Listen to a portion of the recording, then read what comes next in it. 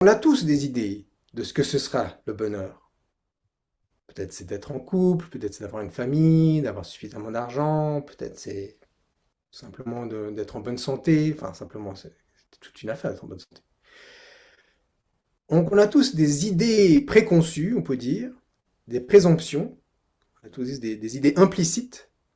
Et d'ailleurs au niveau neuroscientifique, aujourd'hui il y a beaucoup de modèles qui montrent à quel point on fonctionne de cette manière, à quel point vraiment le Bouddha était vraiment incroyablement sage déjà il y a 2600 ans. Et ces idées vont mener à tout le reste du chemin. C'est-à-dire que l'idée qu'on a du bonheur va déterminer tout ce qu'on va faire dans la vie pour plus de bonheur et moins de souffrance. C'est pour ça que d'ailleurs c'était le premier facteur du noble octuple sentier. Mais comment est-ce qu'on conceptualise le bonheur? Ça, c'est vraiment une question extrêmement importante. Et juste pour dire, donc le Bouddha, c'était comme ça qu'il imaginait le bonheur. Il avait calé le problème en disant, ben voilà, notre souci, c'est la souffrance, et la fin de la souffrance, c'est le niroda, c'est le nirvana. C'est un état de conscience non conditionné. Ça pour lui, c'est la vue juste, la vue ajustée.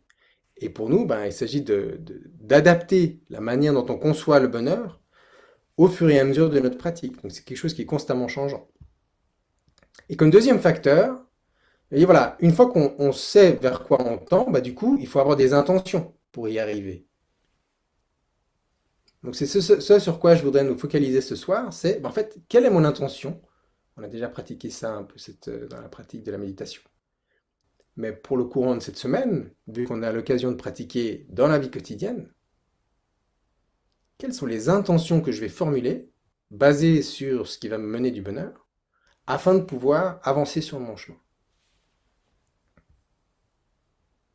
On aura l'occasion de pratiquer, d'échanger un petit peu ça en petits groupes et puis après ensemble après. Et puis ça, on verra plus tard dans la retraite, mais on va pas les faire ce soir. Donc après, il y a les autres éléments du noble octuple sentier. Il y a la parole ajustée. Donc on va travailler un peu cette communication consciente. Comment est-ce qu'on peut affiner, comment est-ce qu'on peut conceptualiser et pratiquer la parole de manière à ouvrir plus d'opportunités vers le bonheur et diminuer la souffrance. Il y a tout le domaine de l'action, l'action ajustée. Le domaine du style de vie.